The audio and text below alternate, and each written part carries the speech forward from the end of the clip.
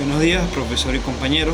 Mi nombre es Jesús Marín, de Ingeniería Industrial, sección 11, y en esta oportunidad, junto con mis compañeros, voy a hablarles acerca de la contaminación en el aire. Para empezar a abordar este tema, principalmente es necesario hablar acerca de sus orígenes. La contaminación en el aire se originó a raíz del trabajo industrial. A medida que se iban explotando nuevos recursos y se iban realizando diferentes tipos de trabajo en la industria, la contaminación en el aire fue en aumento. De esta manera se clasificaron en dos tipos de fuentes: las fuentes fijas, que son aquellas instalaciones que tienen un punto determinado geográficamente, es decir, un punto fijo, y emiten la contaminación hacia el aire, como puede ser las chimeneas de una refinería, las plantas termoeléctricas, las calderas, entre otros tipos de instalaciones. Estas suelen ser un poco más, digamos, cuantificables, y pueden tomarse diferentes tipos de protocolos o medidas de seguridad, ya que son más fáciles de abordar debido a que están en un punto fijo. Por otro lado, tenemos las fuentes móviles, que son aquellas que no permanecen en un punto dado o un punto fijo geográficamente, sino que van en desplazamiento, como pueden ser los motores de combustión de un carro, de una motocicleta, de un camión, etc. Estas van desplazándose en la vía urbana.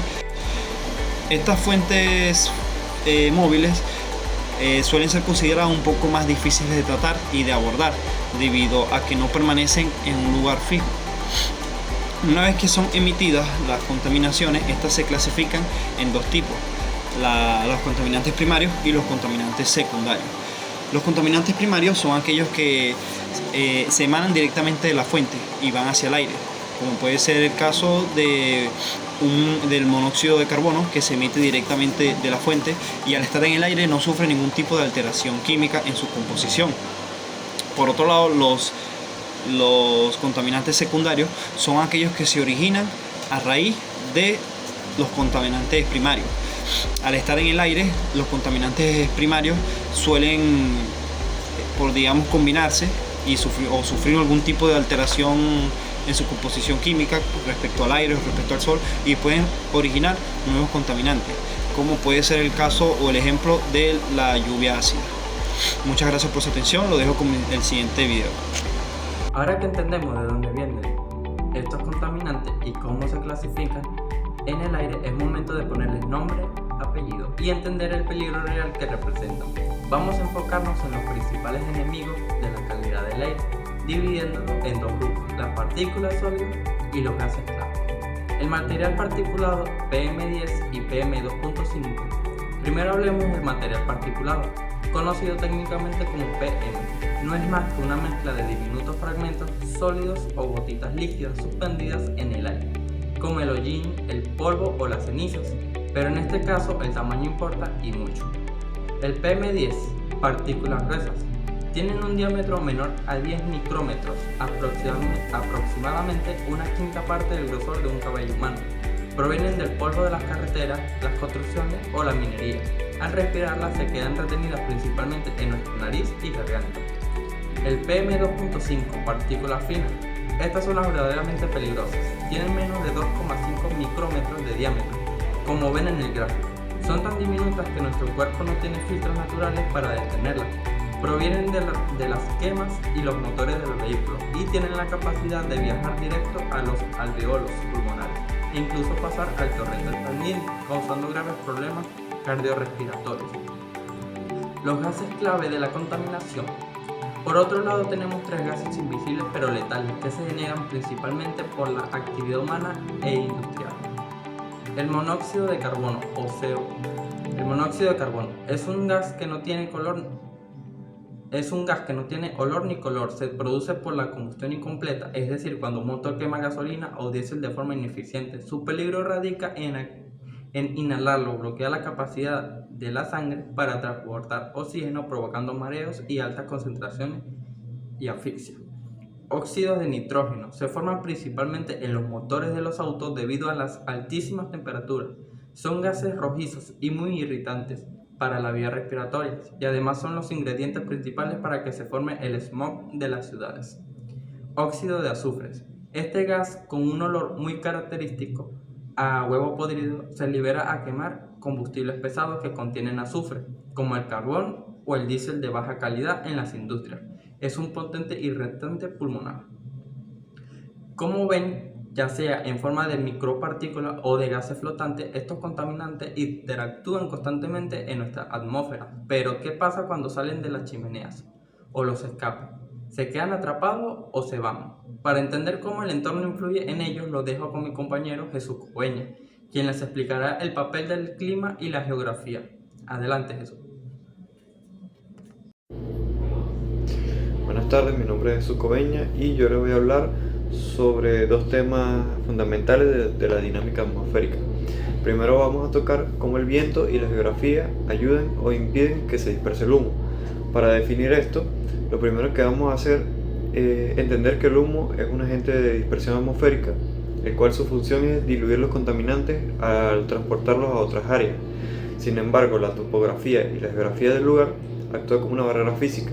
Por ejemplo, si una ciudad está ubicada en un valle o está rodeada de árboles que frenan la velocidad de las corrientes de aire, esto reduce drásticamente la ventilación natural, provocando así lo que son masas de aire contaminado que se estancan sobre la población, impidiendo que el humo se disipe.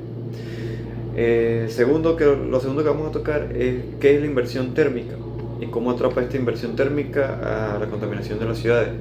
La inversión térmica la definimos de la siguiente manera. En las condiciones normales del aire, la superficie terrestre es cálida y ascendente, o sea, el aire. Y esta crea lo que son corrientes de convección, que estas se llevan las capas de contaminación a las partes altas del cielo. Una inversión térmica es una anomalía que meteorológicamente donde pasa que este orden se invierte. Lo que pasa es que una masa de aire caliente se pone por encima de una masa de aire frío, haciendo que, como el aire frío es más denso y más pesado, no puede subir, no tiene la fuerza para subir, haciendo que esto no puede atravesar lo que es la capa caliente, y esto crea un techo o sello atmosférico que confina los gases tóxicos y material particulado, la cual nos deja la contaminación no deja la contaminación a nivel del suelo, sino a la parte donde nosotros la respiramos. Lluvia ácida es un fenómeno resultante de la contaminación del aire que provoca que la precipitación tenga una acidez superior a la normal. ¿Cómo se forma? El proceso ocurre cuando ciertos contaminantes se liberan a la atmósfera, como las emisiones, es decir, las actividades humanas, reacción química y las precipitaciones, que estos son ácidos que se mezclan con la lluvia.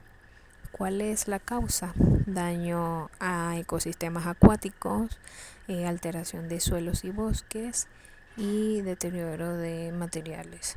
Smog fotogénico o niebla tóxica es una forma de contaminación del aire que se produce principalmente en áreas urbanas con mucho tráfico y alta radiación solar. Básicamente es una mezcla compleja de contaminantes que se forma cuando los óxidos de nitrógeno y los compuestos orgánicos volátiles emitidos por los tubos de escape de los vehículos y procesos industriales reaccionan bajo la influencia de la radiación solar, es decir, la luz ultravioleta. ¿Cuál es el impacto en la salud?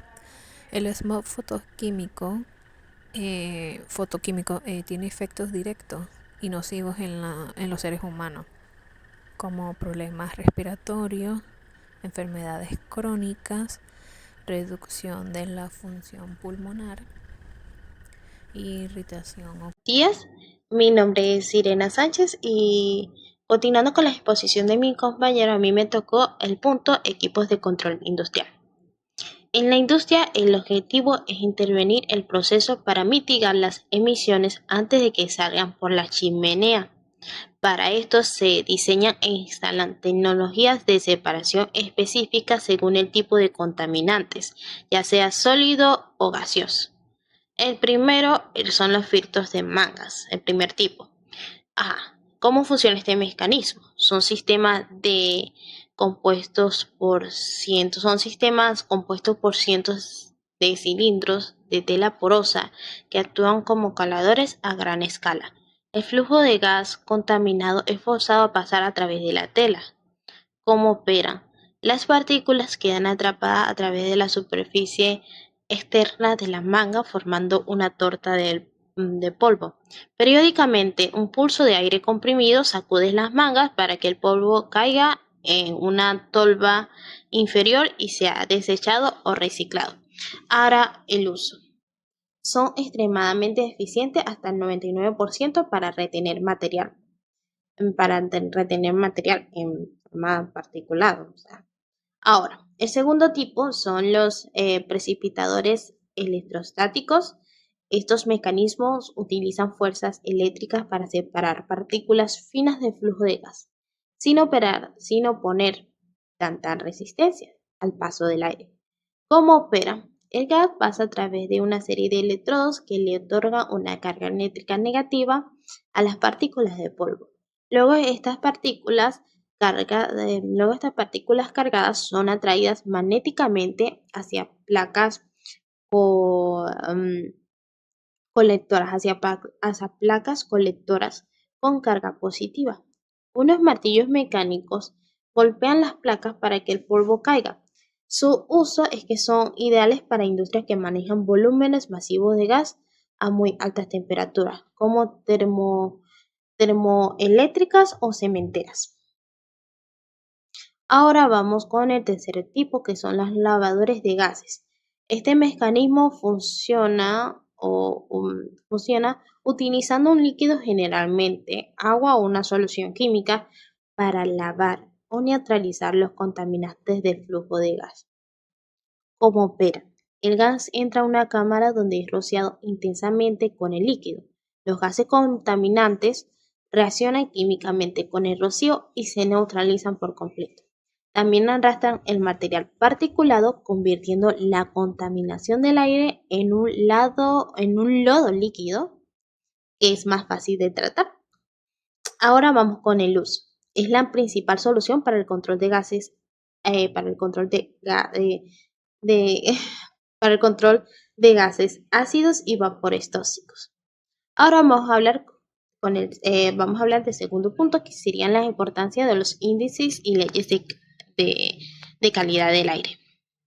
La implementación de los equipos anteriores no ocurre por voluntad propia, requiere un marco normativo que exija a las industrias optimizar sus procesos. Los índices de calidad del aire, ¿qué son? Son herramientas estandarizadas que transforman datos complejos de monitoreo ambiental en un valor numérico y una escala de colores fáciles de interpretar.